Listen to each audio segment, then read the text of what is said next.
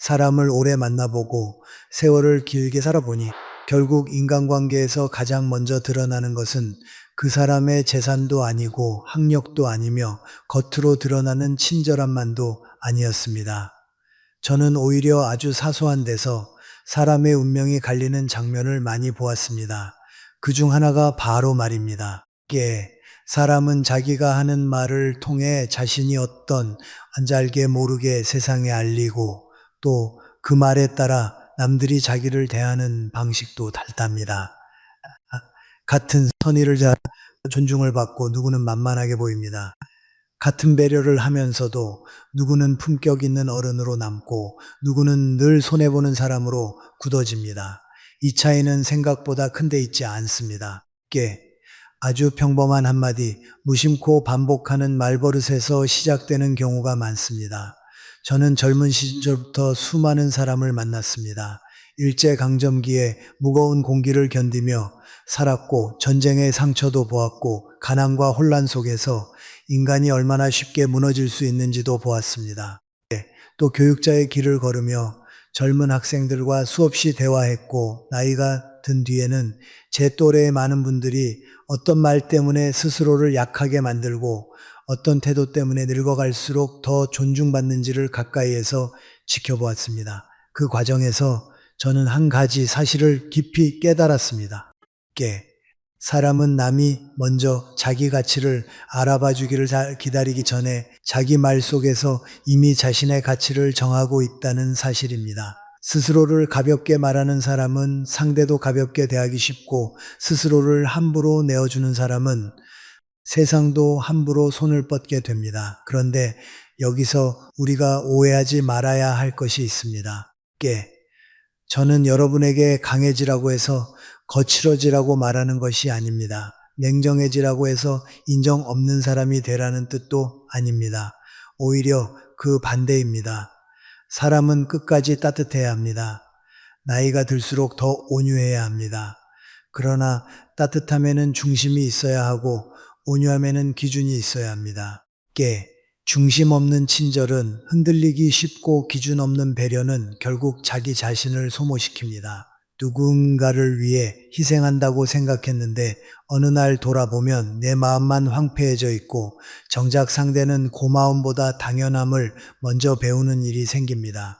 이것은 선함의 결과가 아니라 경계를 잃은 선함의 결과입니다.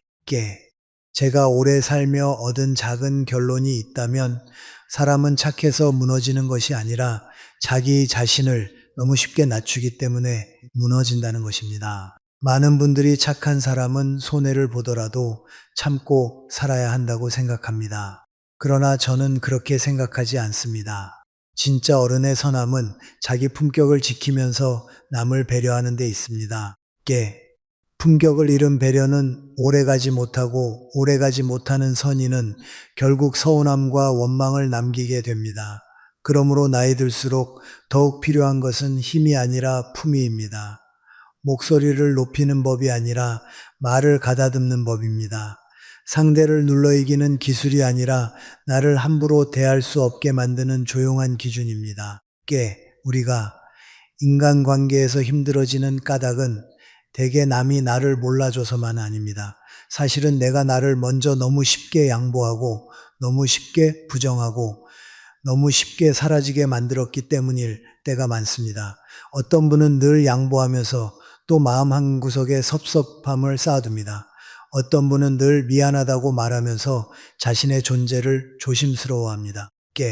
또 어떤 분은 의견을 물어보면 아무거나 좋다고 하며 스스로를 지웁니다.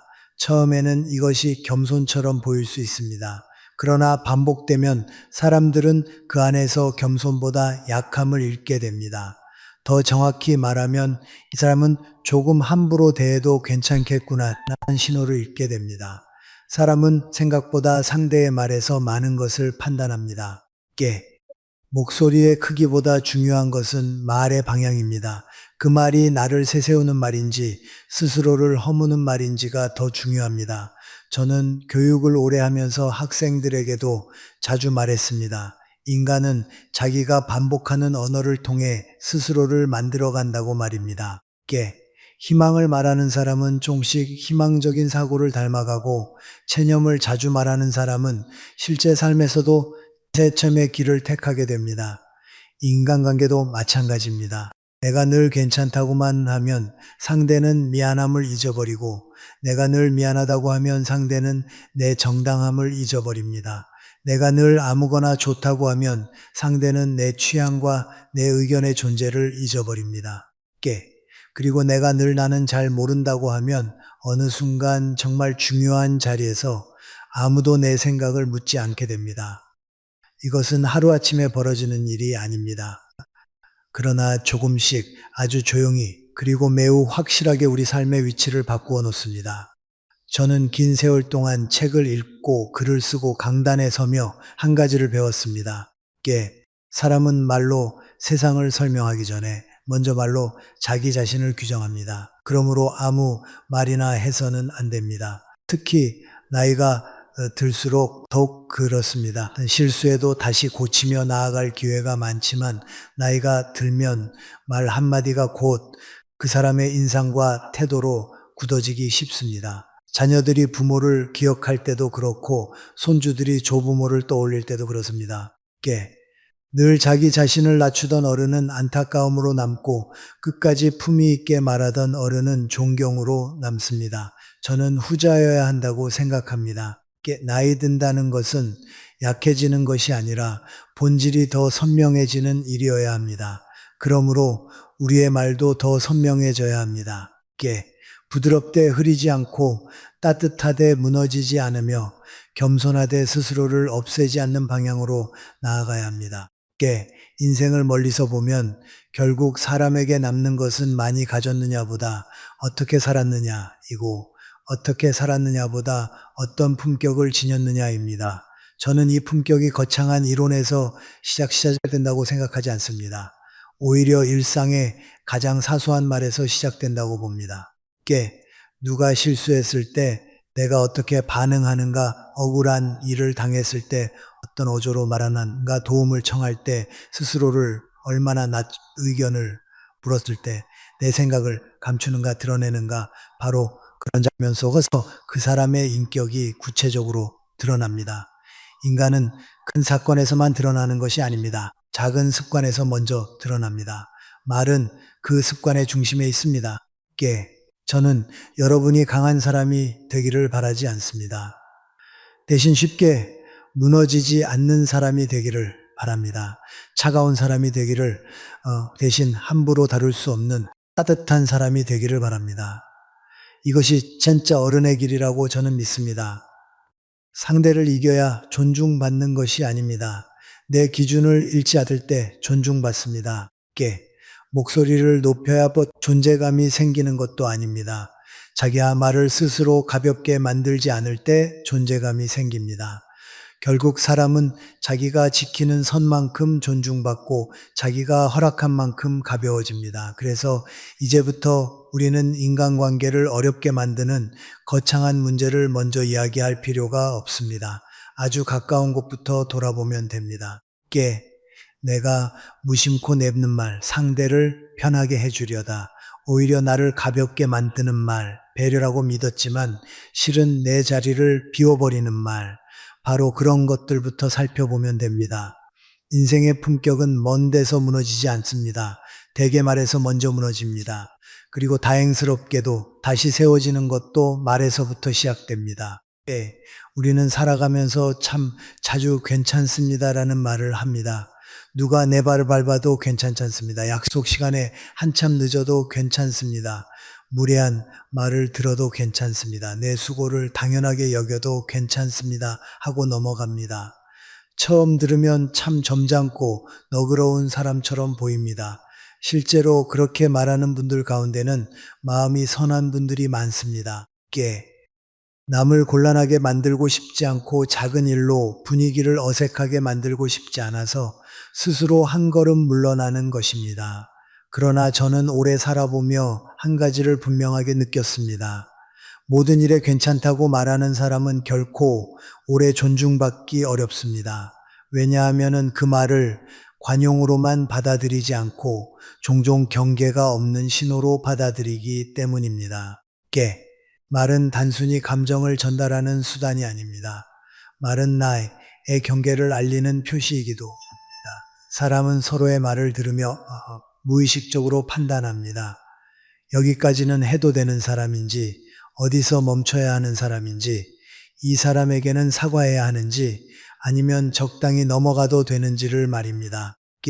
이때 가장 위험한 말 중 하나가 바로 괜찮습니다를 너무 쉽게, 너무 자주, 너무 넓게 쓰는 습관입니다. 상대는 처음에는 고마워할지 모릅니다. 그러나 반복되면 감사보다 익숙함이 먼저 생기고 익숙함이 쌓이면 조심성이 사라집니다. 그 다음부터는 배려가 아니라 당연함으로 바뀝니다. 그리고 당연함으로 바뀐 친절은 더 이상 존중을 낳지 못합니다. 제가 젊은 시절부터 여러 사람을 만나보면서 자주 본 장면이 있습니다. 늘 좋은 얼굴로 웃고 늘 먼저 이해하고 늘 괜찮다고 말하던 분이 있습니다. 처음에는 주변 사람들이 그분을 참 좋게 여깁니다. 마음이 넓다, 인품이 부드럽다, 참 좋은 분이다 하고 말합니다. 그런데 세월이 조금 지나면 이상한 일이 벌어집니다. 가장 먼저 부탁이 몰리고 가장 먼저 양보가 기대되고 가장 먼저 손해를 감수한 자리에 그분 이름이 올라갑니다. 왜 그렇게 되었을까요? 사람들이 악해서가 아닙니다. 분명한 사람 앞에서는 조심하고 선이 보이지 않는 사람 앞서는 자기도 모르게 편해지기 때문입니다. 그 편함이 지나치면 무례가 됩니다. 우리가 여기서 분별해야 할 것이 있습니다. 관대함과 무기력은 다르다는 사실입니다. 관대한 사람은 원칙이 있습니다.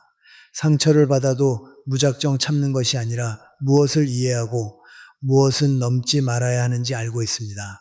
반면 무기력한 사람은 갈등을 피하기 위해 일단 괜찮다고 말합니다. 자기 마음이 다쳤는지 아닌지도 뒤로 미룬 채 상황부터 덮어버립니다. 겉으로는 두 사람이 모두 조용해 보일 수 있습니다. 그러나 속은 전혀 다릅니다. 관대한 사람의 침묵에는 중심이 있고 무기력한 사람의 침묵에는 두려움이 있습니다. 세상은 신기하게도 이 차이를 느낍니다. 굳이 설명하지 않아도 분위기 속에서 드러납니다. 저는 교육자의 길을 오래 걸으며 학생들과도 비슷한 이야기를 많이 나누었습니다. 자기가 괜찮지 않은데도 늘 괜찮다고 말하는 학생들이 있었습니다. 과제 분담이 불공평해도 괜찮습니다. 누군가 약속을 가볍게 어겨도 괜찮습니다. 자기 의견이 무시되어도 괜찮습니다 하고 넘깁니다. 처음에는 참 착한 학생처럼 보입니다. 그러나 시간이 지나면 어떻게 되는지 아십니까? 정작 중요한 순간에 아무도 그 학생의 마음을 진지하게 묻지 않습니다. 이미 늘 괜찮다고 했기 때문입니다. 그 말이 쌓여 결국은 존재의 무게까지 가볍게 만들어버린 것입니다. 사람들은 우리가 반복해서 사용하는 언어를 곧 우리의 성격으로 받아들입니다. 더 나아가 우리의 허용 범위로 오해합니다. 나이가 들수록 이 문제는 더 중요해집니다. 젊을 때는 상처를 받아도 다시 만회할 시간과 기회가 많습니다. 그러나 나이가 들면 관계는 점점 좁아지고 한번 형성된 인상은 점처럼 바뀌지 않습니다. 자녀들도 부모가 늘 괜찮다고만 하면 어느 순간부터는 정말 괜찮은 줄 압니다. 늦게 와도 연락이 뜸해도 서운하게 말해도 부탁 자꾸 미뤄도 부모님은 원래 다 괜찮다고 하시니까 하고 생각합니다. 저는 이것이 자녀가 나빠서만 생기는 일이라고 보지 않습니다. 부모 자신이 자기 감정의 경계를 너무 오래 지으며 살아온 결과일 때가 많습니다. 괜찮지 않은 일을 괜찮다고 말해 온 세월이 결국 상대의 태도까지 그렇게 만든 것입니다. 인생을 돌아보면 우리를 존중하게 만드는 것은 큰 소리가 아닙니다. 분노도 아닙니다. 차라리 조용하지만 분명한 한마디가 더 힘이 있습니다. 예를 들어 누군가 실수했을 때 괜찮습니다로 끝내버리는 대신 이번에는 괜찮습니다. 다음에는 조금 더 조심해 주시면 좋겠습니다라고 말할 수 있습니다. 이 말에는 분노도 없고 공격도 없습니다. 그러나 분명한 선이 있습니다. 상대는 이 말 속에서 무엇을 느낄까요? 아, 이분은 무조건 참는 분이 아니구나. 따뜻하지만 기준이 분명하구나. 그래서 더 조심해야겠구나 하고 느끼게 됩니다. 바로 이 차이가 중요합니다. 우리는 냉정해질 필요가 없습니다. 다만 선명해질 필요는 있습니다. 제가 오래 살아오며 배운 또 하나의 사실은 말을 흐리게 하면 관계도 흐려진다는 것입니다. 처음에는 사소한 일 같지만 자기 감정을 정확히 표현하지 못하는 사람은 결국 자기 삶 전체를 흐리게 만들기 쉽습니다. 서운해도 웃고 넘기고 불편해도 괜찮다고 하고 무례를 당해도 아무렇지 않은 척합니다. 그렇게 살다 보면 언젠가 자기 마음이 어디에서 상처받는지조차 모르게 됩니다. 익숙해졌기 때문입니다. 그러나 익숙함은 치유가 아닙니다. 무감각일 뿐입니다. 마음이 무뎌졌다고 해서 상처가 없는 것은 아닙니다. 오히려 오래 눌러둔 상처는 나중에 더 깊은 외로움과 허무로 돌아옵니다. 그래서 저는 나이가 들수록 자기 감정의 언어를 잃지 말아야 한다고 생각합니다. 우리가 상대를 배려할 때도 진짜 배려는 자신을 없애는 것이 아닙니다. 많은 분들이 상대를 편하게 해주는 것을 배려라고 생각하지만 저는 그보다 더 중요한 것이 있다고 봅니다. 그것은 서로가 서로를 존중할 수 있는 질서를 만드는 일입니다. 내가 모든 것을 괜찮다고 받아주는 관계는 잠시 편할 수는 있어도 오래 건강할 수는 없습니다. 왜냐하면 한 사람은 계속 주고 다른 한 사람은 계속 받는 구조가 되기 쉽기 때문입니다. 건강한 관계는 서로가 조심하는 관계입니다. 그 소원을 알고 그 소원을 넘지 않으려 애쓰는 관계입니다. 그러므로 내가 적절한 선을 말로 보여주는 것은 관계를 깨뜨리는 일이 아니라 오히려 관계를 지키는 일입니다. 김영석으로서 제가 말씀드리고 싶은 것은 이것입니다. 우리는 나이가 들수록 더 부드러워져야 하지만 동시에 더 분명해져야 합니다. 젊을 때의 강함은 힘으로 드러날 수 있지만 나이 든 사람의 강함은 대개 말의 절제로 드러납니다. 괜찮지 않은 일을 두고 무조건 괜찮다고 하지 않대도 상대를 미워하지 않으면서도 기준을 흐리지 않는 태도, 바로 그 조용한 절제가 사람을 품격 있게 만듭니다. 저는 이것이 진짜 어른의 힘이라고 생각합니다. 많이 참는 사람이 아니라 무엇을 어떻게 말해야 관계가 무너지지 않으면서도 자신을 지킬 수 있는지 아는 사람이 진짜 어른입니다. 우리는 누군가에게 상처를 주지 않으려고 애쓰다가 정작 자기 자신에게 상처를 주는 말을 반복할 때가 많습니다. 그 대표적인 말이 바로 괜찮습니다를 남용하는 습관입니다. 물론 세상에는 넘어가야 할 일도 있습니다. 작은 실수까지 모두 문제 삼으며 살 수는 없습니다. 그러나 중요한 것은 무엇이 작은 실수이고 무엇이 반복되면 나를 가볍게 만드는 일인지 구분할 줄 아는 지혜입니다. 그 지혜는 멀리 있지 않습니다. 내 마음이 정말 괜찮은지를 먼저 정직하게 살피는 데서 시작됩니다. 나는 지금 괜찮은가 아니면 그냥 참고 있는가, 이 질문을 스스로에게 할 수 있어야 합니다. 그리고 참는 것만이 미덕이 아니라는 사실도 받아들여야 합니다. 오늘부터라도 우리는 말을 조금 바꿔야 합니다. 무조건 괜찮다고 말하는 대신 상황에 맞는 진실한 말을 찾아야 합니다. 이번은 이해하겠습니다. 다음에는 미리 말씀해 주세요. 그 부분은 저는 조금 불편했습니다. 그렇게 해주시면 더 좋겠습니다. 이런 말은 차갑지 않습니다. 오히려 성숙합니다. 자기 감정을 정리한 뒤에 내놓는 말이기 때문입니다. 사람은 이런 말을 하는 어른 앞에서 함부로 굴기 어렵습니다. 목소리가 커서가 아닙니다. 그 말 속에 자기 존중이 살아있기 때문입니다. 결국 괜찮다는 말은 아껴 써야 합니다. 진짜 괜찮을 때만 써야 합니다. 그래야 그 말에도 진심이 생기고 무게가 생깁니다. 아무데나 쓰면 나를 지우는 말이 되지만 꼭 필요한 자리에서 쓰면 상대를 안심시키는 품격 있는 말이 됩니다. 말은 많다고 좋은 것이 아닙니다. 정확해야 합니다. 특히 자기 존엄과 관련된 말은 더욱 그렇습니다. 사람이 나이 들수록 지켜야 할 것은 체면이 아니라 품격이고 그 품격은 대개 목소리의 높낮이가 아니라 말의 경계에서 드러납니다. 그러므로 지나친 괜찮습니다를 내려놓는 일은 단지 말버릇을 고치는 일이 아닙니다. 자기 삶의 자리를 다시 세우는 일입니다. 우리는 살아가면서 미안합니다 라는 말을 참 많이 합니다. 물론 잘못했을 때 사과하는 것은 인간관계의 기본입니다. 잘못을 인정할 줄 아는 사람은 오히려 성숙한 사람입니다. 그러나 문제는 잘못이 없는데 저도 습관처럼 미안하다고 말하는 데 있습니다. 저는 오랫동안 사람을 만나고 학생들을 가르치듯 자주 보았습니다. 식당에서 종업원을 부를 때도 죄송한데요 라고 먼저 말하고 자기 돈을 내고 정당한 요구를 하면서도 미안하지만 이것 좀 부탁드립니다 라고 말합니다. 심지어 가족 사이에서도 자신이 당연히 해도 되는 말을 하면서 먼저 고개를 숙입니다. 겉으로 보기에는 공손해 보입니다. 예의 있어 보입니다. 그러나 이런 말이 반복되면 예의가 아니라 자기 존재를 스스로 작게 만드는 습관이 됩니다. 저는 인간의 언어가 단순히 대화를 위한 도구가 아니라고 생각합니다. 만 생각을 만들고 생각은 태도를 만들며 태도는 결국 한 사람의 운명을 만듭니다. 그러므로 내가 자주 쓰는 말은 곧 내가 나를 대하는 방식이기도 합니다. 잘못도 없는데 늘 미안하다고 말하는 사람은 마음속 깊은 곳에서 이미 자신을 남에게 폐를 끼치는 존재처럼 여기고 있을 가능성이 큽니다.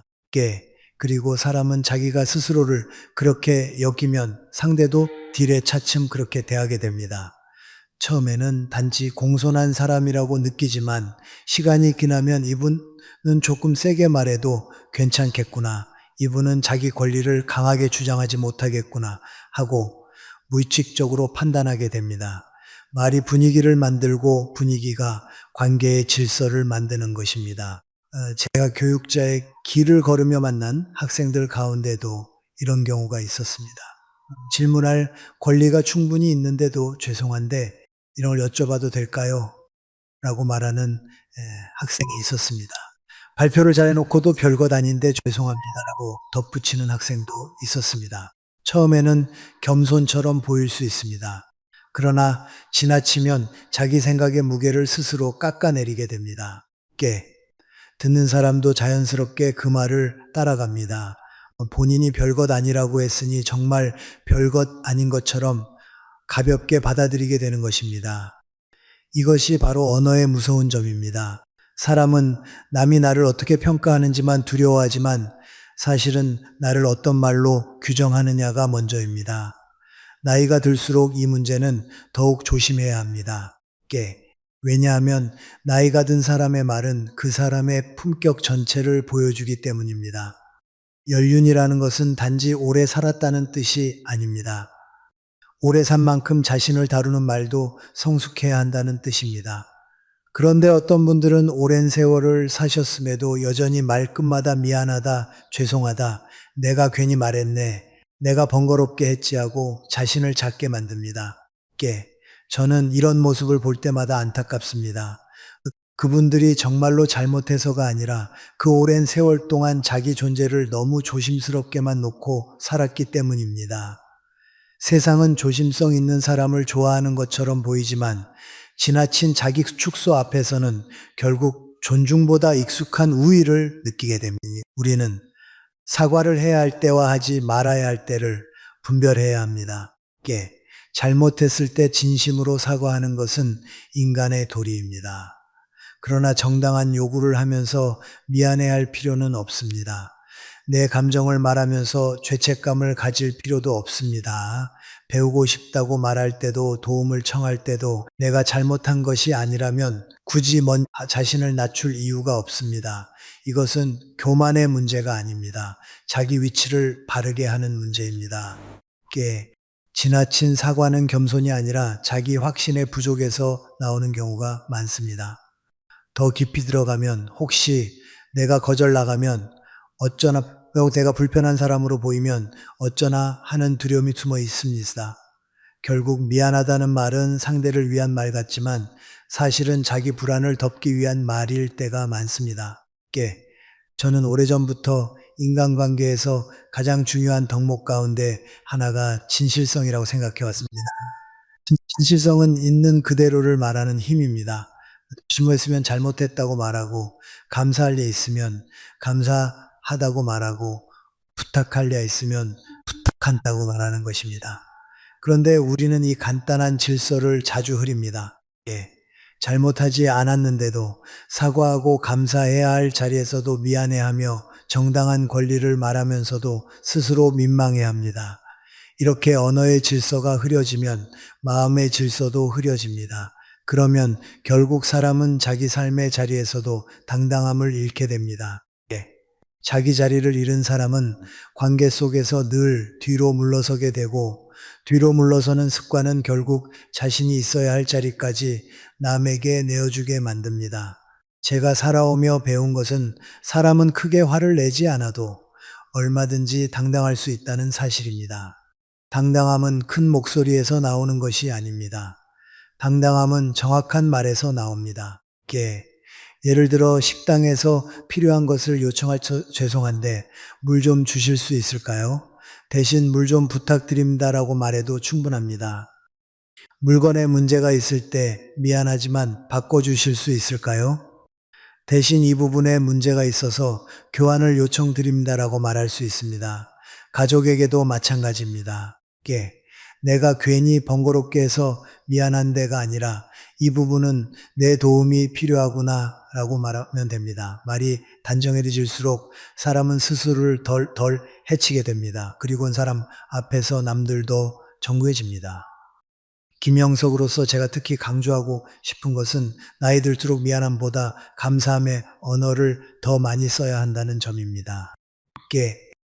사과가 필요 없는 자리에서는 감사를 표현하는 것이 훨씬 건강합니다. 죄송한데 도와주실 수 있나요? 대신 도와주시면 감사하겠습니다라고 말하는 것. 미안해, 내 시간을 뺏어서 대신 시간 내주어서 고맙다라고 말하는 것. 이런 작은 차이가 분위기를 완전히 바꿉니다.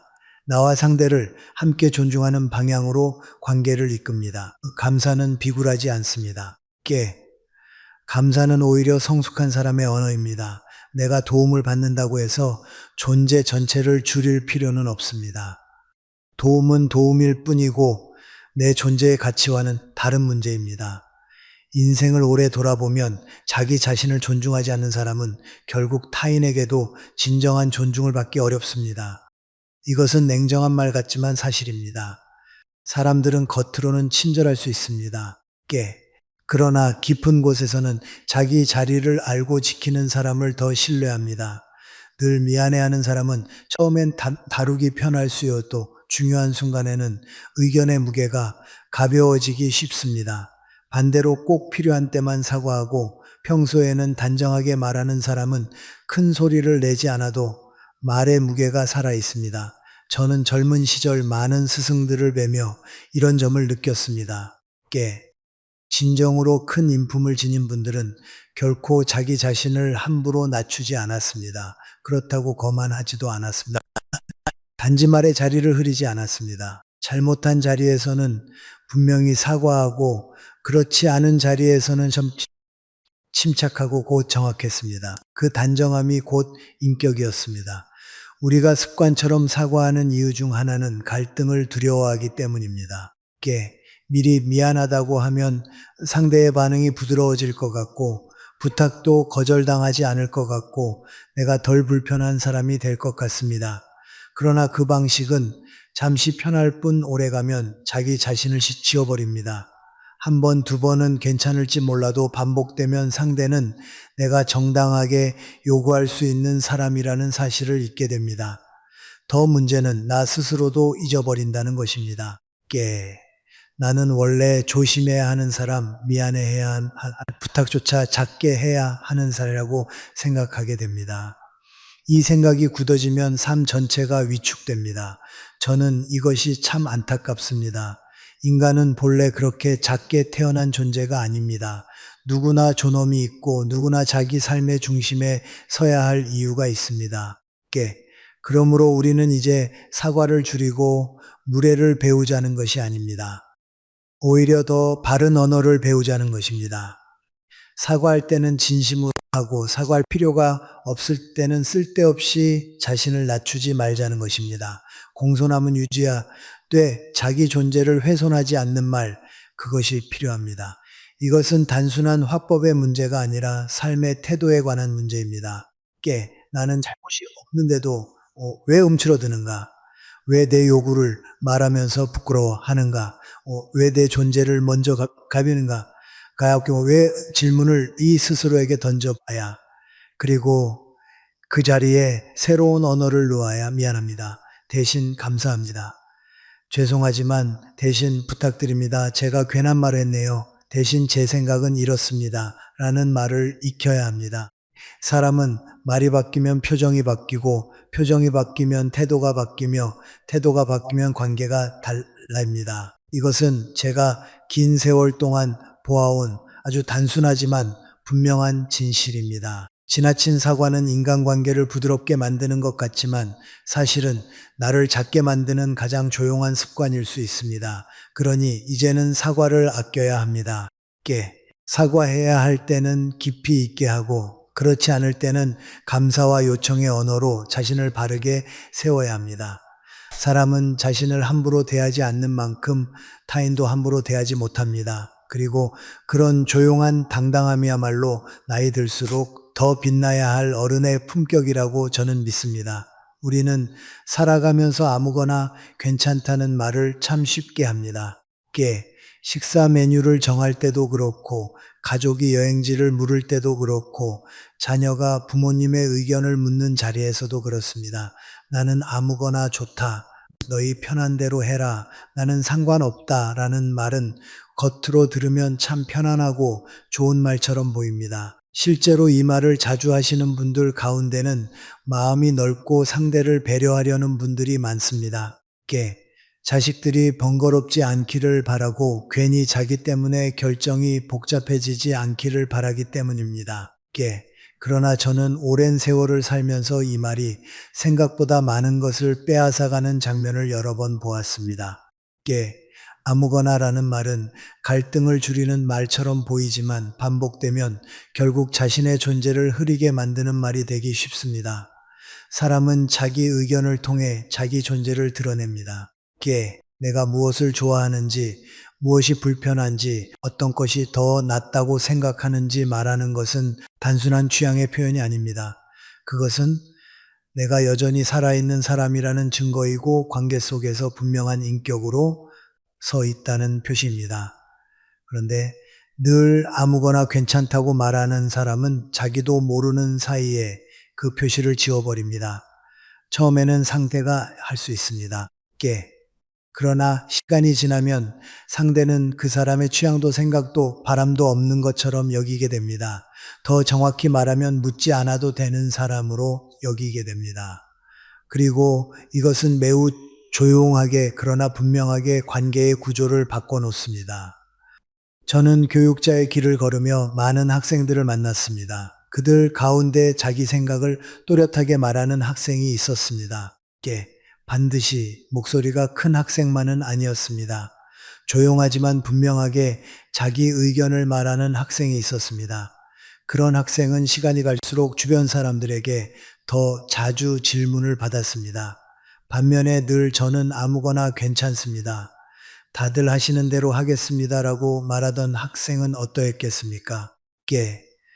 처음엔 배려심 있는 사람처럼 보였을지 모르지만 시간이 지나면 회의에서도 중요한 결정에서도 의견을 묻지 않는 사람이 되기 쉽습니다.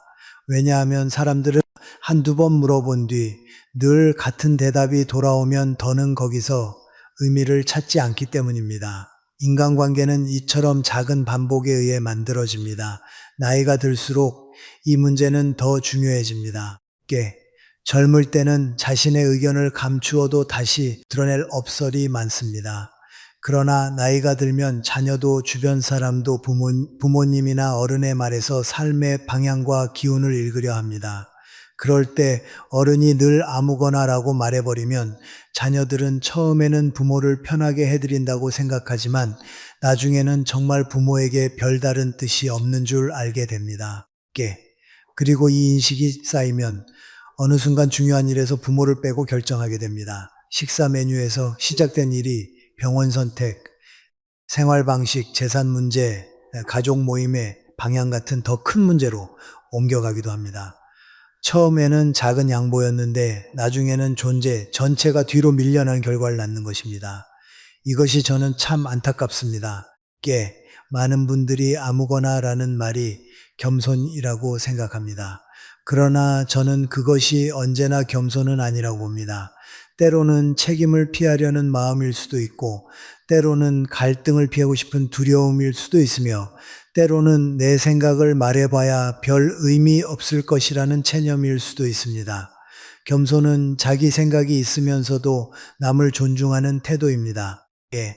그러나 아무거나는 자기 생각 자체를 감추거나 포기해버리는 태도로 흐르기 쉽습니다. 이 둘은 전혀 다릅니다. 겸손한 사람은 필요할 때는 분명히 말합니다. 다만 남을 짓누르지 않을 뿐만. 반면에 늘 아무거나라고 하는 사람은 말할 기회가 와도 자기 목소리를 스스로 거두어 드립니다. 그리고 세상은 그런 사람을 점점 덜 찾게 됩니다. 저는 평생 철학을 공부하며 인간의 자유와 책임에 대해 자주 생각했습니다. 인간은 선택하는 존재입니다. 아주 작은 선택이라도 스스로의 의지와 판단으로 선택할 때 비로소 삶은 자기 것이 됩니다. 그런데 선택을 계속 남에게 맡기기만 하면 어떻게 되겠습니까? 처음에는 편할 수 있습니다. 그러나 오래가면 자기 삶에 대한 감각이 둔해집니다.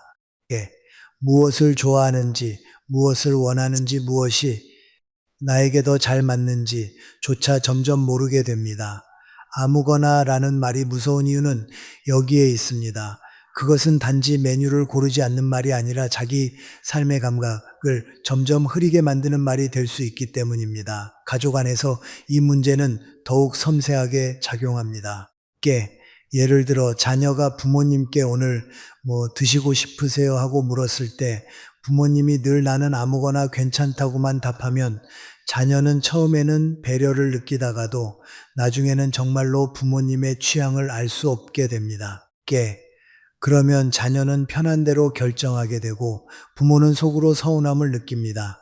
그러나 이미 말로는 늘 아무거나라고 했기 때문에 그 서운함조차 표현하기 어려워집니다.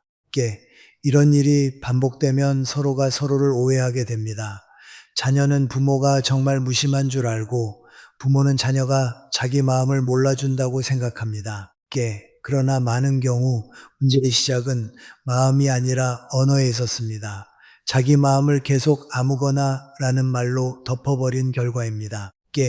저는 나이가 들수록 사람이 더 분명해져야 한다고 생각합니다. 고집스러워지라는 뜻이 아닙니다. 사소한 것마다 자기 뜻만 내세우라는 뜻도 아닙니다. 다만 자기 취향과 자기 생각을 정직하게 말할 수 있어야 한다는 뜻입니다. 오늘은 된장찌개가 먹고 싶구나. 나는 조용한 곳이 더 좋다. 이 색깔이 마음에 든다. 나는 이 방법이 더 편하다. 이렇게 말하는 것은 이기심이 아닙니다. 오히려 건강한 자기 표현입니다. 이런 말을 하는 어른은 가족 안에서 여전히 생생하게 살아있는 존재로 느껴집니다. 자녀들도 그 어른의 취향과 생각을 존중하려고 더 애쓰게 됩니다. 사람이 존중받으려면 먼저 존재가 선명해야 합니다. 흐릿한 사람을 오래 기억하기는 어렵습니다. 제가 오랜 세월 동안 느낀 것은 사랑도 존중도 결국은 구체성 위에 세워진다는 점입니다. 막연한 아무거나는 갈등을 잠시 피하게 할 수는 있지만 관계를 깊게 만들지는 못합니다. 오히려 구체적인 한마디가 관계를 더 진실하게 만듭니다. 나는 이게 좋다. 나는 이건 조금 불편하다. 나는 오늘은 쉬고 싶다. 나는 이런 방식이 더 좋다. 라고 말할 수 있는 사람이 결국 관계 속에서도 살아있게 됩니다. 물론 모든 것이 다 뜻대로 되지는 않을 것입니다. 내가 말한 것이 선택되지 않을 수도 있습니다. 그러나 중요한 것은 결과가 아니라 내 의견이 존재했다는 사실입니다. 내가 내 삶의 자리에서 사라지지 않았다는 사실입니다. 나이가 들수록 사람은 몸의 힘보다 존재의 힘으로 살아갑니다. 젊을 때는 직접 움직이며 자신의 자리를 만들 수 있지만 나이가 들면 말과 태도로 자신의 존재를 지켜야 하는 경우가 많습니다. 그럴 때 아무거나라는 말은 너무 자주 쓰면 자신을 뒤로 물러나게 만드는 습관이 됩니다. 반대로 작은 것이라도 자기 생각을 말하는 사람은 늙어갈수록 더 또렷한 인상을 남깁니다. 저는 그것이 참 중요하다고 봅니다. 자녀와 손주들이 기억하는 것은 거창한 훈계가 아닙니다. 오히려 사소한 장면 속에서 드러난 어른의 기품입니다. 무엇을 좋아하는지 분명히 알면서도 남을 배려할 줄 아는 태도, 자기 의견을 말하되 강요하지 않은 태도, 그것이 진짜 성숙입니다. 그러므로 우리는 이제 아무거나 괜찮다는 말을 조금 아껴야 합니다. 정말 아무 상관이 없을 때만 써야 합니다. 그리고 그렇지 않을 때는 솔직하게 말해야 합니다. 나는 이게 더 좋구나. 오늘은 이쪽이 좋겠다. 나는 이렇게 생각한다 라는 말을 스스로 허락해야 합니다. 그렇게 할 때 사람들은 우리를 더 귀찮은 사람으로 보지 않습니다. 오히려 더 분명한 사람, 더 살아있는 사람, 더 존중해야 할 사람으로 보게 됩니다. 자기 의견이 있는 사람은 고집쟁이가 아니라 존재가 있는 사람입니다. 저는 나이가 들수록 이 존재감을 잃지 않는 것이 참 중요하다고 생각합니다. 아무거나라는 말은 편한 말이지만 오래 쓰면 나를 지우는 말이 될 수 있습니다.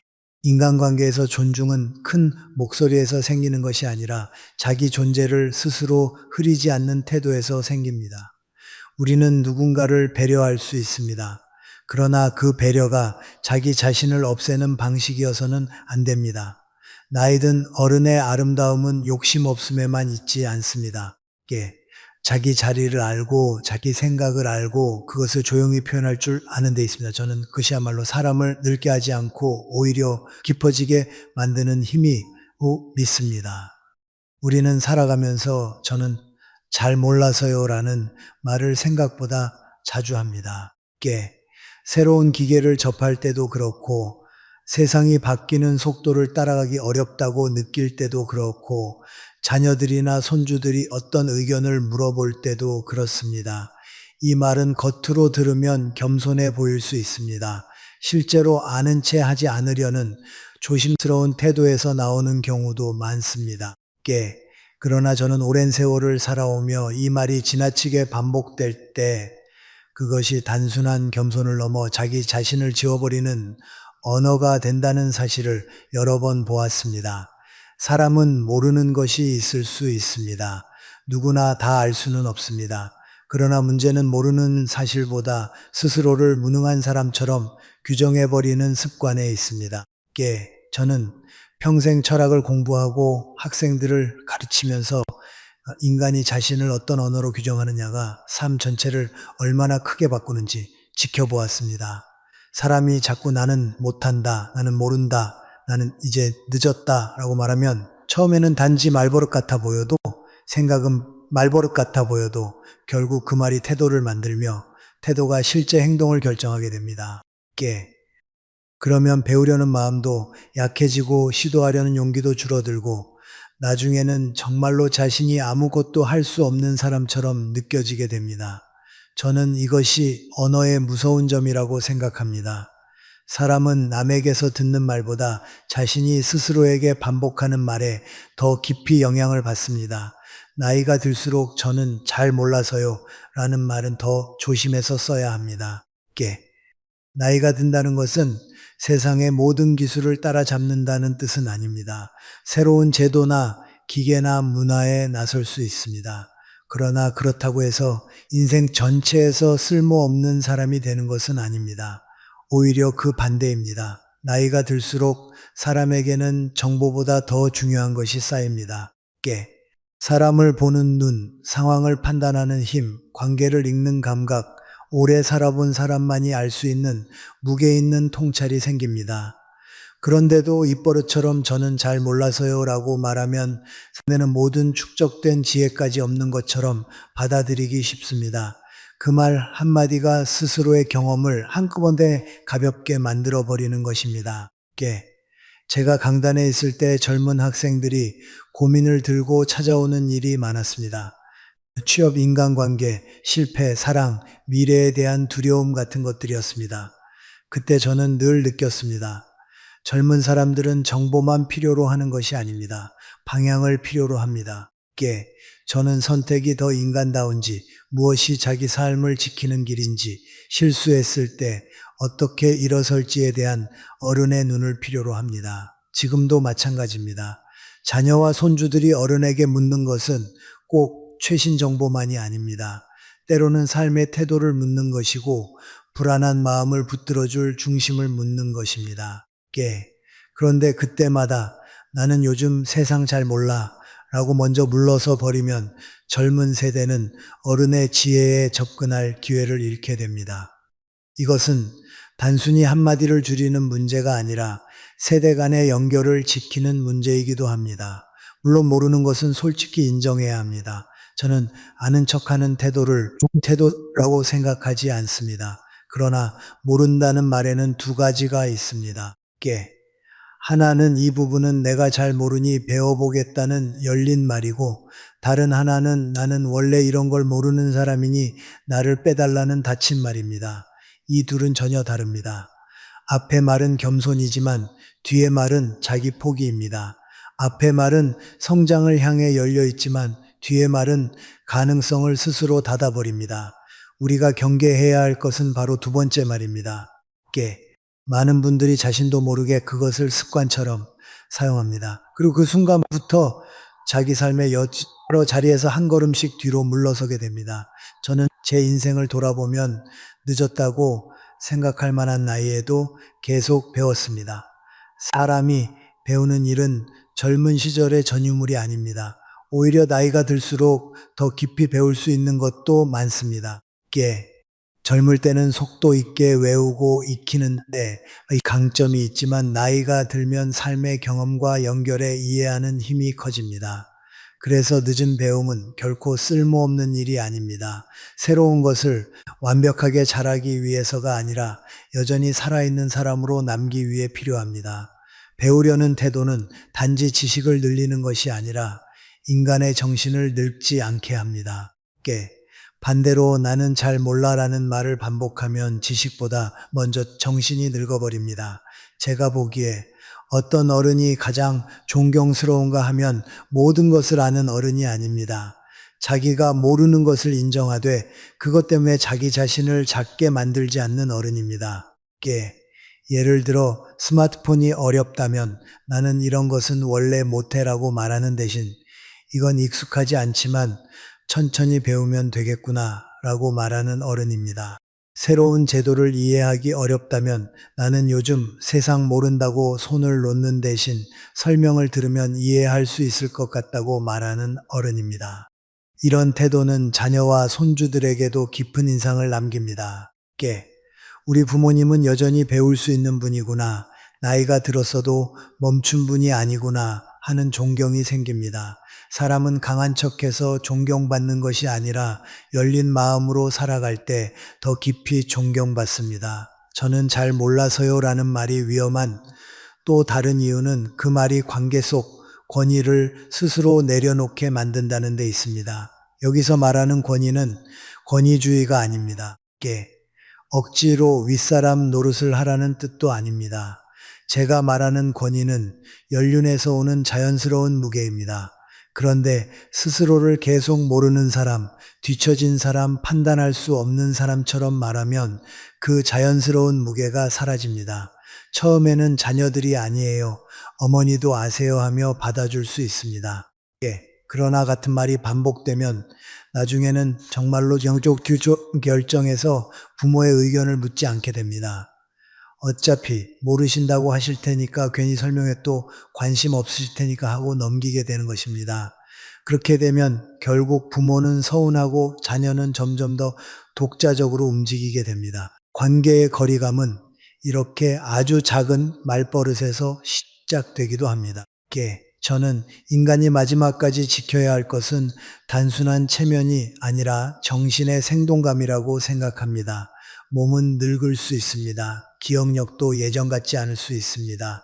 그러나 배우려는 마음, 이해하려는 태도, 세상과 계속 연결되어 있으려는 자세는 끝까지 놓지 말아야 합니다. 그것이 바로 살아있다는 증거이기 때문입니다. 어떤 분은 이 나이에 뭘 더 배우나 라고 말합니다. 깨. 그러나 저는 오히려 이 나이이기 때문에 배워야 한다고 생각합니다. 젊은 시절의 배움이 경쟁을 위한 것이었다면 늙은 시절의 배움은 품위를 위한 것입니다. 계속 배우는 사람은 자기 자신을 포기하지 않습니다. 그리고 자신을 포기하지 않는 사람은 남도 쉽게 포기하게 만들지 않습니다. 우리는 말을 조금 바꿀 필요가 있습니다. 저는 잘 몰라서요. 깨. 대신 이건 익숙하지 않지만 배워보겠습니다. 라고 말해야 합니다. 요즘 세상은 모르겠어요. 대신 요즘 방식은 낯설지만 설명해주면 이해할 수 있겠음입니다. 나는 그런 건 못해. 대신 천천히 하면 나도 할 수 있을 것 같습니다. 라고 말해야 합니다. 이런 말은 단지 듣기 좋기만 한 말이 아닙니다. 실제로 마음의 방향을 바꾸는 말입니다. 이게 사람은 방향이 바뀌면 행동이 달라지고 행동이 달라지면 자신에 대한 인식도 달라집니다. 이 작은 변화가 쌓이면 나중에는 삶 전체의 인상까지 달라집니다. 나이가 들면 사람들은 흔히 몸의 건강만 중요하다고 생각합니다. 물론 그것도 중요합니다. 그러나 저는 그 못지않게 언어의 건강이 중요하다고 생각합니다. 깨. 자기를 살리는 말을 하느냐, 자기를 지우는 말을 하느냐에 따라 노년의 표정이 달라집니다. 어떤 사람은 몸이 조금 약해져도 눈빛이 살아 있습니다. 여전히 배우려고 하고, 여전히 이해하려고 하고, 여전히 세계와 연결되어 있기 때문입니다. 반대로 아직 충분히 건강해도 나는 몰라, 나는 못해, 나는 늦었어 라는 말을 반복하면 정신부터 움츠러듭니다. 깨. 사람은 몸보다 먼저 말해서 늙는 경우가 많습니다. 그러므로 우리는 모르는 것을 부끄러워할 필요가 없습니다. 다만 배움을 거절하는 태도는 경계해야 합니다. 저는 잘 몰랐어요 라는 말은 필요할 때 쓸 수 있습니다. 그러나 그것이 자기 존재 전체를 설명하는 말이 되어서는 안 됩니다. 우리는 단지 모르는 것이 있는 사람일 뿐이지 가치 없는 사람이 아닙니다. 깨. 여전히 삶의 경험이 있고 여전히 누군가에게 길이 될 수 있으며 여전히 배울 수 있는 사람입니다. 이 사실을 잊지 않아야 합니다. 더 필요한 것은 젊은이를 흉내내는 것이 아니라 자기 연륜 위에 새로움을 더하는 태도입니다. 저는 바로 그 태도 속에서 노년의 품격이 빛난다고 믿습니다. 우리는 살아가면서 제가 할게요 라는 말을 참 쉽게 합니다. 깨. 누군가 곤란해 보이면 내가 하면 되겠지. 쉽고 일이 눈에 띄면 먼저 손이 나가고 주변이 어수선하면 내가 나서야 마음이 놓이는 분들이 있습니다. 저는 그런 분들을 많이 보아왔습니다. 대개 성실하고 책임감이 강하며 남에게 폐해를 끼치기보다 자기가 수고를 감당하는 쪽을 택하는 사람들입니다. 처음에는 주변에서도 고마워합니다. 참 믿을 만한 분이다. 저분이 계셔서 일이 잘 돌아간다. 저런 분이 있어서 공동체가 유지된다고 말합니다. 그러나 세월이 조금 지나면 분위기가 달라지는 경우가 있습니다. 감사가 당연함으로 바뀌고 신뢰가 의존으로 변하고 부탁이 습관이 됩니다. 그리고 그 중심에는 늘 제가 할게요 라고 먼저 말하던 사람이 서 있습니다. 저는 인간관계에서 선의가 어떻게 왜곡되는가를 오래 지켜보았습니다. 선의는 참 귀합니다. 남을 돕고자 하는 마음이 없다면 세상은 삭막해질 것입니다. 그러나 선의에도 질서가 필요합니다. 질서 없는 선의는 자기를 소모시키고 상대를 성장시키지 못합니다. 이것이 중요합니다. 도와준다는 것은 잠시 문제를 해결해 줄 수는 있어도 언제나 대신 살아줄 수는 없다는 뜻입니다. 그런데 우리가 너무 쉽게 제가 할게요를 반복하면 도와주는 것을 넘어 남의 목까지 살아주려는 습관으로 번지기 쉽습니다. 그렇게 되면은 착한 사람처럼 보일지 몰라도 실제 관계를 건강하게 만들집니다. 한 사람은 점점 지치고 다른 사람은 점점 기대는 구조가 만들어지기 때문입니다. 교육자의 길을 걸으며 저는 이런 장면을 자주 보았습니다. 늘 먼저 정리하고, 늘 먼저 책임지고, 늘 먼저 수습하는 학생이 있었습니다. 처음에는 참 훌륭해 보입니다. 그러나 시간이 지나면 다른 학생들은 어떻게 됩니까? 조금씩 뒤로 물러섭니다. 어차피 저 학생이 할 거라고 생각하게 됩니다. 그 결과는 단순합니다. 한 사람은 과로하고 다른 사람들은 책임감을 배우지 못합니다. 이것은 복지관에서도 가정은 똑같이 일어납니다. 늘 같은 사람이 밥상을 차리고, 늘 같은 사람이 전화를 돌리고, 늘 같은 사람이 분위기를 맞추고, 늘 같은 사람이 뒤처리를 합니다. 그리고 어느 날 그 사람이 힘들어서 쉬고 싶다고 하면 오히려 주변이 당황합니다. 왜 갑자기 안 하시느냐고, 늘 하시던 분이 왜 그러시느냐고 말합니다. 선의를 베푼 사람이 어느새 그 역할에 갇혀버린 것입니다. 저는 이것이 참 안타깝습니다. 왜냐하면 그 사람의 잘못이 아니기 때문입니다. 처음에는 정말 좋은 마음으로 시작했을 것입니다. 그러나 좋은 마음도 반복되면 구조를 만듭니다. 그래서 신중해야 합니다. 상대를 위해 주는 것 같지만 사실은 상대에게 꼭 필요한 책임감과 자립심을 빼앗을 수도 있기 때문입니다. 저는 나이가 들수록 이 점을 더 깊이 느끼게 됩니다. 젊을 때는 내가 힘으로 감당할 수 있는 일이 많지만 나이가 들수록 모든 것을 떠맡는 방식은 자신도 해치고 공동체도 약하게 만듭니다. 진짜 지혜는 많이 해주는 데 있는 것이 아니라 어디까지 해주고 어디서 멈출지를 아는 데 있습니다. 제가 할게요라는 말이 왜 위험한가 하면 그것이 책임감의 표현처럼 보이지만 때로는 경계 없는 자기 희생의 출발점이 되기 때문입니다. 책임감이 있는 사람은 맡은 일을 잘합니다. 그러나 경계가 없는 사람은 맡지 않아도 될 일까지 다 끌어왔습니다. 그러다 보면 남의 무책임까지 자기 몫이 됩니다. 누군가는 늦고 누군가는 빠지고 누군가는 실수하고 누군가는 아예 배우려 하지 않는데도 결국 그 빈자리를 메우는 사람은 늘 같은 사람입니다. 처음에는 그 사람이 공동체의 중심처럼 보이지만 사실은 그 구조가 비정상적으로 굴러가고 있는 것입니다. 건강한 공동체는 한 사람이 희생해서 유지되는 곳이 아닙니다. 각자가 자기 몫을 알고 감당하는 곳입니다. 가정 안에서도 이 문제는 매우 흔합니다. 부모가 자녀를 사랑하는 마음으로 모든 것을 대신해 줄 수 있습니다. 학교 문제도 직장 문제도 인간관계 문제도 심지어 성인이 된 뒤의 선택까지 부모가 나서서 정리해 주고 싶을 수 있습니다. 그러나 저는 부모의 사랑이 자녀의 삶을 대신 살아주는 방향으로 흘러갈 때 그것은 결국 자녀를 약하게 만들 수 있다고 생각합니다. 아이는 넘어져 보아야 일어나는 법을 배우고 책임져 보아야 자기 삶의 무게를 알게 됩니다. 그런데 부모가 늘 내가 해줄게 하고 먼저 나서면 자녀는 감사보다 의존을 배우기 쉽습니다. 더 나아가 부모 자신도 어느 순간 상처를 받습니다. 이렇게까지 해주었는데 왜 고마움을 모르느냐고, 왜 당연하게 여기느냐고 서운해합니다. 그러나 어쩌면 그 구조를 오랫동안 만든 것도 부모의 과한 개입이었을 수 있습니다. 저는 김영석으로서 사람에게 가장 필요한 사랑은 상대를 무능하게 만드는 사랑이 아니라 스스로 설 수 있게 돕는 사랑이라고 생각합니다. 그것은 교육에서도 마찬가지이고 가족관계에서도 마찬가지이며 친구 사이에서도 그렇습니다. 누군가를 도울 때는 그 사람의 오늘만 편하게 해줄 것이 아니라 내일도 자기 힘으로 걸어갈 수 있게 해야 합니다. 그래서 저는 제가 할게요보다 더 성숙한 말이 있다고 생각합니다. 이번에는 제가 도와드리겠습니다. 함께 해봅시다. 방법을 알려드릴 테니 다음에는 직접 해보시면 좋겠습니다. 이런 말은 상대를 밀어내는 말이 아닙니다. 오히려 더 깊이 존중하는 말입니다.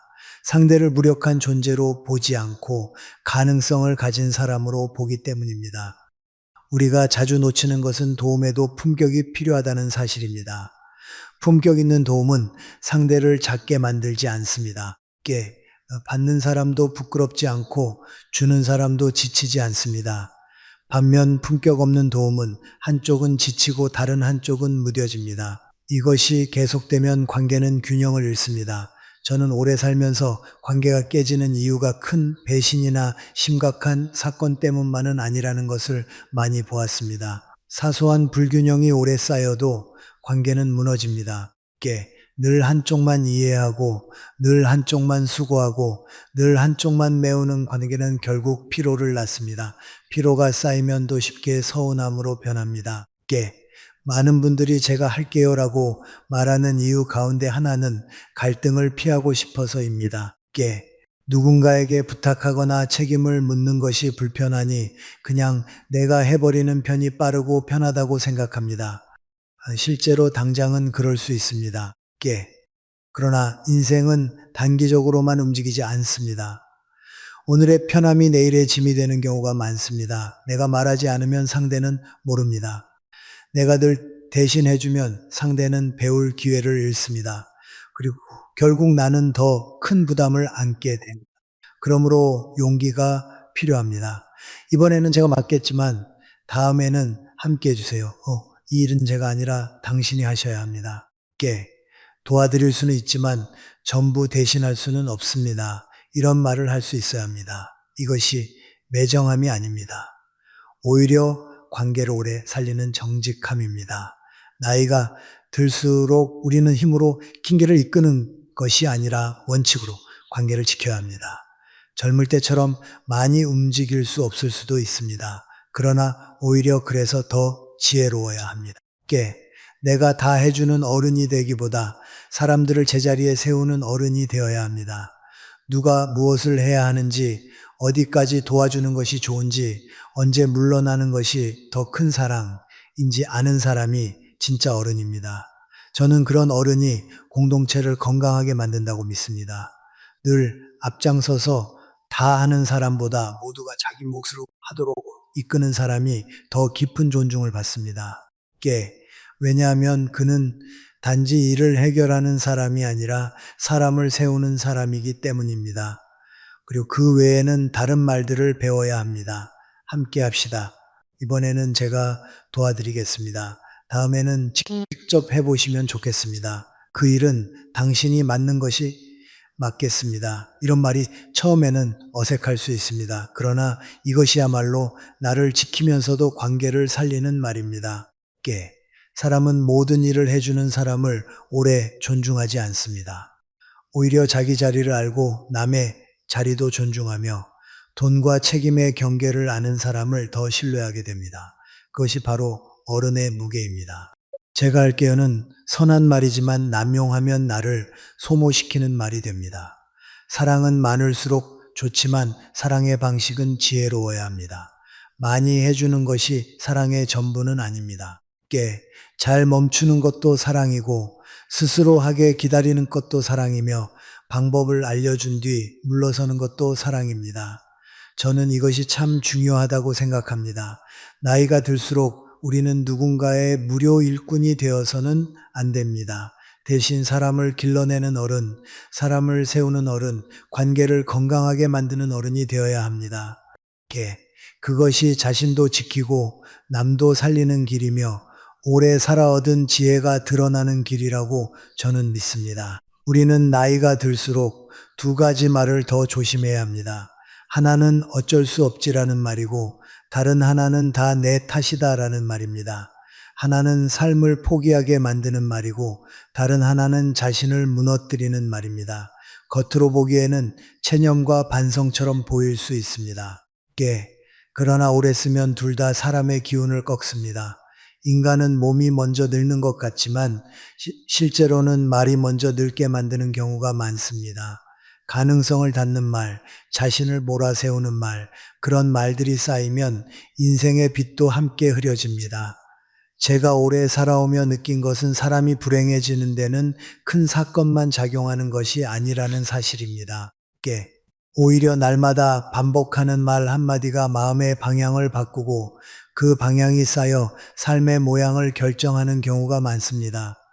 어쩔 수 없지라는 말은 처음에는 현실을 받아들이는 지혜처럼 보일 수 있습니다. 세상 일이 뜻대로 되지 않을 때도 없고 몸이 예전 같지 않을 때도 있고 사람 사이의 문제도 내 힘만으로 바꿀 수 없을 때가 있습니다. 예. 그러니 어느 정도의 수용은 필요합니다. 그러나 문제는 이 말이 너무 빨리, 너무 쉽게, 너무 자주 입에 오를 때입니다. 그러면 수용이 아니라 포기가 됩니다. 아직 해볼 수 있는 일이 남아 있는데도, 아직 다른 길이 있을 수 있는데도 생각조차 멈추게 됩니다. 예를 들어 몸이 조금 약해졌다고 해서 바로 이제는 어쩔 수 없지라고 말하는 분이 있습니다. 이게 자녀와의 관계가 멀어졌을 때도 다들 바쁘니 어쩔 수 없지 하고 끝내버립니다. 하고 싶던 일을 포기할 때도 늦었지 어쩔 수 없어라고 말합니다. 이 말은 마치 자신의 삶 앞에 미리 문을 닫아버리는 것과 같습니다.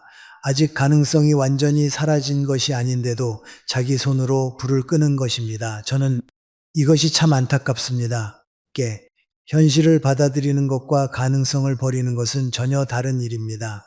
나이가 들수록 우리는 현실을 더 잘 알아야 하지만 동시에 가능성을 너무 쉽게 버리지도 말아야 합니다. 제가 젊은 시절을 돌아보면 인생은 늘 계획대로만 흘러가지 않았습니다. 시대의 격변도 있었고 나라의 아픔도 있었고 삶의 자리도 여러 번 흔들렸습니다. 만일 그때마다 어쩔 수 없지만 반복했다면 저는 아마 책을 쓰는 사람도 가르치는 사람은 오늘처럼 오래 살아 이야기하는 사람도 되지 못했을 것입니다. 삶은 완벽한 조건이 갖추어진 뒤에 움직이는 것이 아닙니다. 오히려 부족하고 어수선한 조건 속에서도 그 안에서 할 수 있는 것을 찾는 사람에게 길이 열리는 경우가 더 많습니다. 그래서 저는 나이가 들수록 더더욱 수 없다보다 지금 내가 할 수 있는 것은 무엇인가를 물어야 한다고 생각합니다.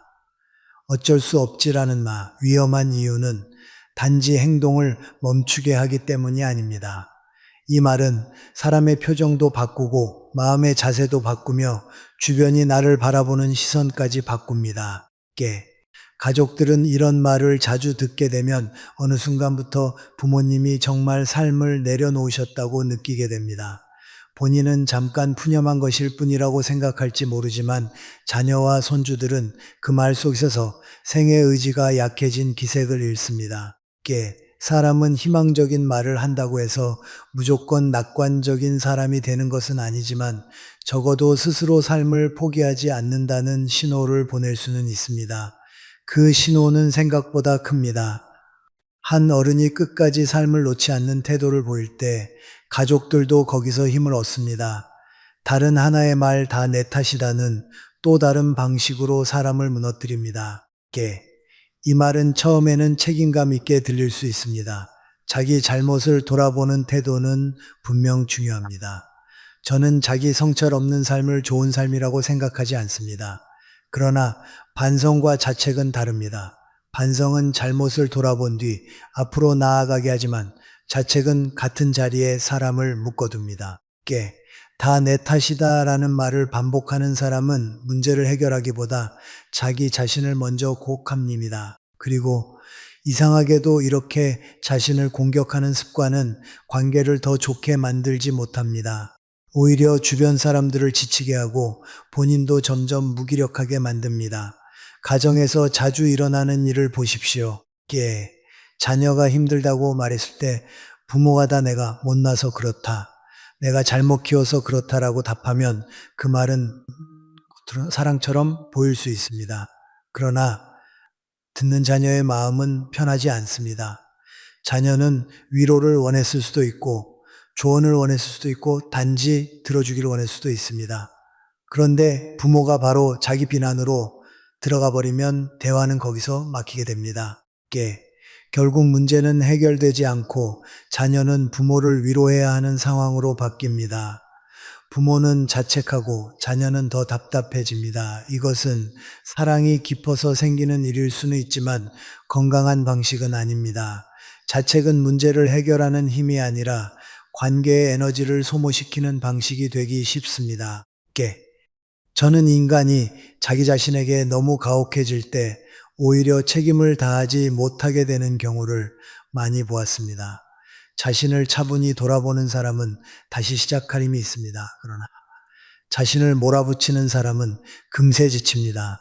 다 내 탓이다라는 말은 얼핏 보면 겸손해 보일 수 있지만 실제로는 자기 영혼을 조금씩 깎아내리는 말이 될 수 있습니다.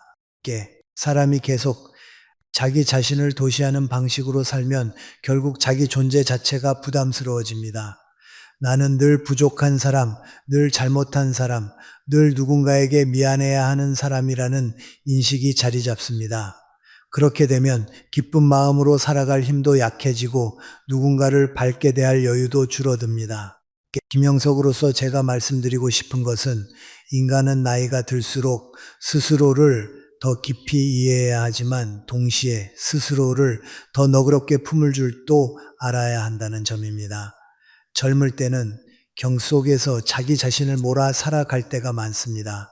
그러나 늙어갈수록 필요한 것은 자기 처벌이 아니라 자기 성숙입니다. 성숙은 왜 나는 이 모양인가 하고 자신을 미워하는 데서 오지 않습니다. 여기까지가 내 한계였구나.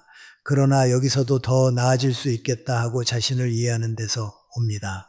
그 이해가 있을 때 비로소 사람은 과거에 묶이지 않고 현재를 살아갈 수 있습니다. 인생에서 후회가 없을 수는 없습니다. 저 역시 오래 살면서 수많은 사람을 만나고 수많은 선택을 하며 더 잘할 수 있었던 순간들을 생각하지 않은 적이 없습니다. 그러나 후회는 우리를 더 깊게 만들 수는 있어도 붙잡아 두어서는 안 됩니다.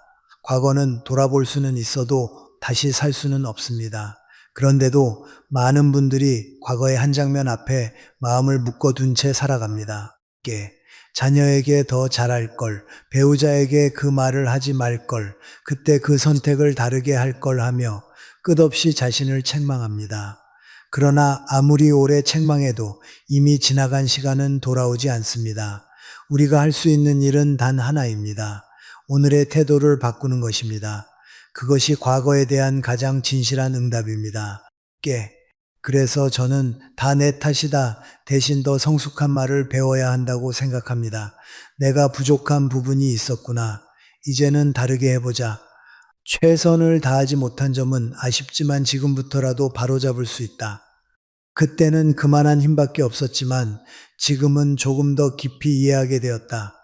이런 말은 자신을 변명하는 말이 아닙니다. 오히려 자신을 파괴하지 않으면서 책임을 지는 말입니다. 중요한 것은 자기 파괴가 아니라 자기 회복입니다. 사람은 회복할 수 있어야 자기 자신과 화해하지 못한 사람은 저 세상과도 오래 화해하기 어렵습니다. 어쩔 수 없지라는 말과 다 내 탓이다라는 말은 서로 다른 것 같지만 결국 같은 곳으로 고수 우리를 끌고 갑니다. 하나는 미래를 닫고 다른 하나는 과거의 묵수입니다. 하나는 가능성을 버리게 만들고 다른 하나는 자신을 미워하게 만듭니다. 그러니 우리는 이 두 말을 줄여야 합니다. 대신 다른 말을 배워야 합니다. 지금 할 수 있는 것을 해보자. 이 일에서 내가 배울 것은 무엇이?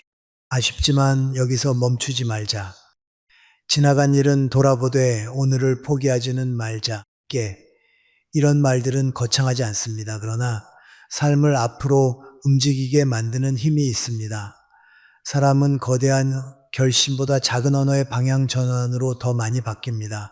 나이가 들수록 사람에게 필요한 것은 젊음을 흉내내는 열정이 아닙니다. 오히려 꺾이지 않는 조용한 생기입니다. 쉽게 포기하지 않는 태도, 지나간 일에 너무 오래 자신을 매달아 두지 않는 지혜, 그리고 여전히 오늘을 살아보려는 마음입니다. 저는 그것이 노년의 품격이라고 생각합니다. 몸이 늙었다고 정신까지 먼저 주저앉아서는 안 됩니다. 후회가 있다고 해서 자신을 끝없이 버려서도 안 됩니다.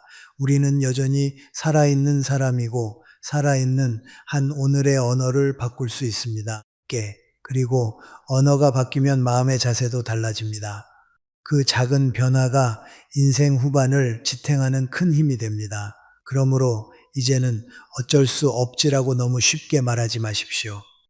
정말 끝난 일이 아니라면 아직 조금이라도 할 수 있는 것이 있다면 먼저 그것을 생각하십시오. 그리고 다 내 탓이다 라고 자신을 몰아붙이지 마십시오. 깨. 돌아볼 것은 돌아보되 자신을 쓰러뜨리지는 마십시오. 우리는 젊은 날보다 더 완벽해질 수는 없을지만 더 깊어질 수는 있습니다. 더 부드러워질 수 있고 더 지혜로워질 수 있으며 더 자신을 이해할 수 있습니다. 저는 바로 그 점에서 늙어간다는 것이 단순한 세태가 아니라 성숙이 될 수 있다고 믿습니다. 깨. 그리고 그 성숙은 언제나 우리가 스스로에게 어떤 말을 건네는가에서부터 시작됩니다.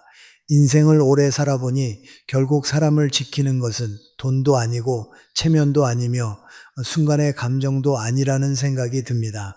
물론 살아가는 데에는 물질도 필요하고 사회적 위치도 필요하며 때로는 자기 감정을 드러내는 용기도 필요합니다. 그러나 마지막까지 한 사람의 무게를 남기는 것은 그 사람의 품격입니다. 저는 이 품격이 특별한 자리에만 드러난다고 생각하지 않습니다. 오히려 가장 평범한 일상, 가장 익숙한 관계, 가장 사소한 말버릇 속에서 천천히 드러난다고 생각합니다. 그래서 나이가 들수록 우리는 더 화려해지려 애쓸 필요가 없습니다. 대신 더 분명해져야 합니다. 더 요란해 필요도 없습니다. 대신 더 깊어져야 합니다.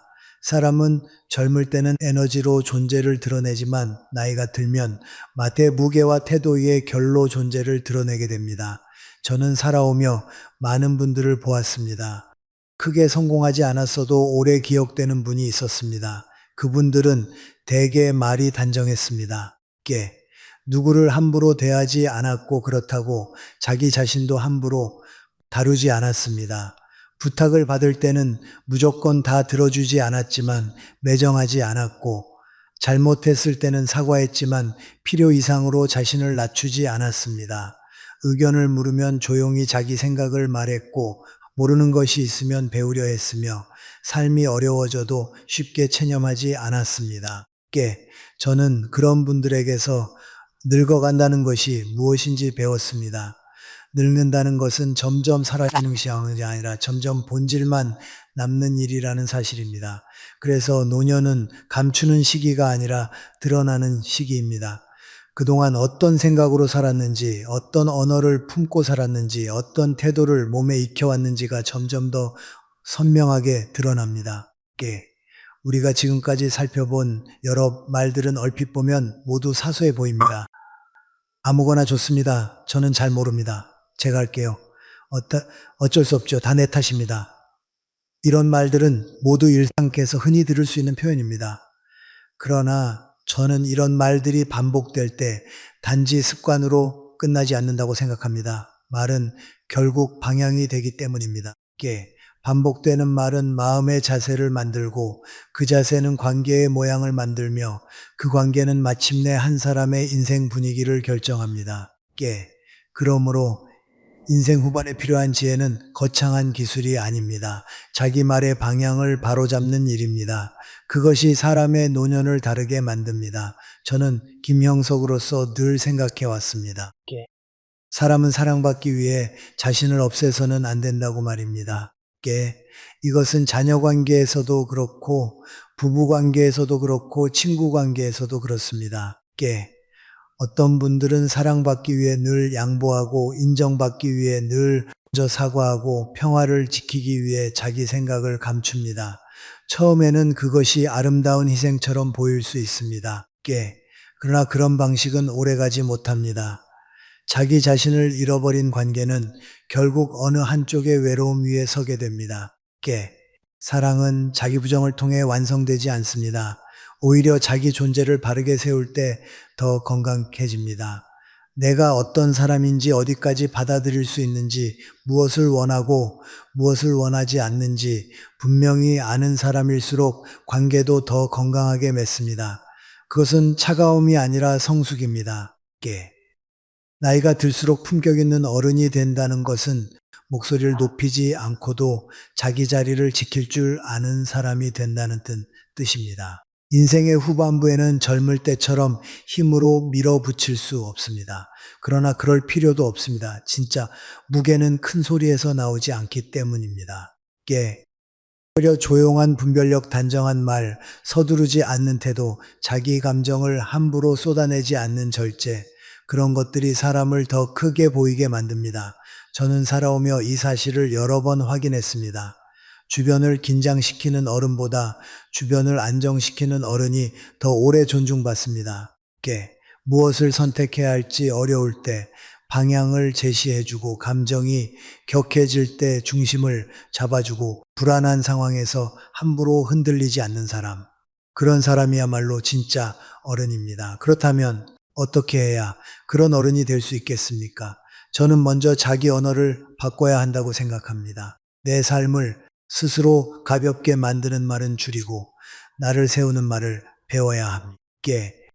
괜찮지 않은 일에는 무조건 괜찮다고 하지 말아야 하고 잘못하지 않은 일에는 필요 이상으로 미안하다고 하지 말아야 합니다. 내 생각이 있을 때는 아무거나라는 말 뒤에 숨지 말아야 하고 모르는 것이 있을 때는 스스로를 지우는 대신 배움의 문을 열어야 합니다. 모든 일을 떠맡아야만 가치가 있는 사람처럼 살지 말아야 하고 어려움 앞에서 너무 빨리 체념하거나 지나간 일을 두고 자신을 끝없이 벌하지도 말아야 합니다. 이런 변화는 크지 않아 보일 수 있습니다. 그러나 이런 작은 변화가 쌓이면 표정이 달라지면 태도가 달라지면 사람들의 반응도 달라집니다. 저는 사람들이 종종 존중을 힘으로 얻는다고 생각하는 것을 봅니다. 그러나 그것은 오래가는 존중이 아닙니다. 두려움은 잠시 사람을 움직일 수 있어도 깊은 존경을 낳지 못합니다. 참된 존중은 그 사람 안에 중심이 있다는 것을 느낄 때 생깁니다. 흔들리지 않는 과장되지 않은 자신감, 남을 배려하되 스스로를 버리지 않는 태도, 그런 것들이 모여 한 사람의 품격을 만듭니다. 나이가 들수록 우리는 더 많은 것을 내려놓게 됩니다. 젊음도 내려놓고 빠른 판단력도 예전 같지 않을 수 있고 사회적 역할도 조금씩 바뀔 수 있습니다. 그러나 끝까지 내려놓지 말아야 할 것이 하나 있습니다. 자기 존엄입니다. 자기 자신을 어떻게 대할 것인가에 대한 마지막 기준입니다. 그것을 잃지 않는 사람이 결국 마지막까지답게 남습니다. 저는 오래 살며 한 가지를 더 배웠습니다. 사람은 결국 자녀와 손주들에게 말보다 존재로 기억된다는 사실입니다.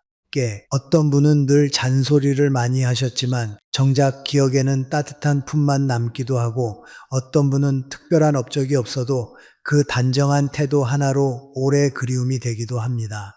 나중에 남는 것은 말의 양이 아닙니다. 그 말이 어떤 향기를 가지고 있었는가입니다. 자신을 낮추던 분은 안쓰러움으로 남을 수 있고 늘 남을 몰아세우던 분은 부담으로 남을 수 있습니다. 그러나 조용히 자기 자리를 지키며 남을 존중하고 동시에 자기 자신도 존중하던 분은 그리움으로 남습니다. 저는 그것이 인생 후반에 우리가 이루어야 할 가장 아름다운 모습이라고 생각합니다. 그러므로 우리는 이제 누군가에게 좋은 사람으로만 남으려 애쓸 필요는 없습니다. 대신 품격 있는 사람으로 남아야 합니다. 좋은 사람은 때로 우애받을 수 있지만 품격 있는 사람은 오래 기억됩니다. 좋은 사람이 된다는 것은 남의 요구를 다 받아주는 것이 아니라 나의 선함을 건강한 방식으로 지키는 것입니다. 품격 있는 사람은 거절할 줄도 알고 기다릴 줄도 알고 자기 생각을 말할 줄도 알고 모른다고 하면서도 배우려 하며 잘못했을 때는 책임지되 자신을 파괴하지 않습니다. 저는 이것이 참 중요하다고 생각합니다. 왜냐하면 이런 태도는 나 하나만을 위한 것이 아니기 때문입니다. 이런 어른이 한 사람 있으면 집안의 분위기가 달라지고 자녀의 삶의 태도가 달라지고 손주 세대가 어른을 보는 눈도 달라집니다. 한 사람의 품격은 생각보다 멀리 영향을 미칩니다. 마지막으로 저는 여러분께 너무 완벽해지려 하지 말라고 말씀드리고 싶습니다. 지금까지의 말버릇이 하루아침에 다 바뀌지는 않을 것입니다. 평생 몸에 밴 언어가 한순간에 달라지기는 어렵습니다. 그러나 그것이 절망할 이유는 아닙니다. 인생은 원래 조금씩 바뀌는 것입니다. 오늘 한마디만 달라져도 충분합니다. 오늘 한 번만이라도 괜찮습니다. 대신 내 감정을 정확히 말하고 미안합니다. 대신 감사합니다 라고 말하고 아무거나 대신 내 생각을 표현하고 저는 모릅니다. 대신 배워보겠습니다 라고 말하고 제가 다 하겠습니다. 대신 함께 해봅시다 라고 말하고 어쩔 수 없지요? 대신 할 수 있는 것을 찾아봅시다 라고 말하고 다 내 탓입니다. 대신 여기서부터 다시 잘해보겠습니다 라고 말할 수 있다면 그것으로 충분히 시작한 것입니다. 인생 슈바는 축소의 시간이 아니라 정리의 시간입니다. 무엇이 나를 지켜주는지, 무엇이 나를 소모시키는지 분별하고 더 늦기 전에 마음의 집을 단정히 정리하는 시간입니다. 그 정리의 중심에는 언제나 말이 있습니다. 말은 단순한 소리가 아니라 한 사람의 정신이 머무는 집이기 때문입니다. 그러니 우리의 말도 이제는 좀 더 품이 있어야 합니다. 좀 더 정확해야 하고 좀 더 따뜻해야 하며 동시에 좀 더 단단해야 합니다. 저는 여러분이 그런 어른으로 남으시기를 바랍니다. 자녀들이 떠올릴 때, 마음이 놓이는 어른 손주들이 기억할 때 닮고 싶은 어른 세월이 지나도 그 말과 태도에서 향기가 남는 어른, 바로 그런 분으로 늙어가시기를 바랍니다. 그것이 제가 생각하는 진짜 노년의 아름다움이며 인간이 마지막까지 지켜야 할 가장 깊은 품격입니다.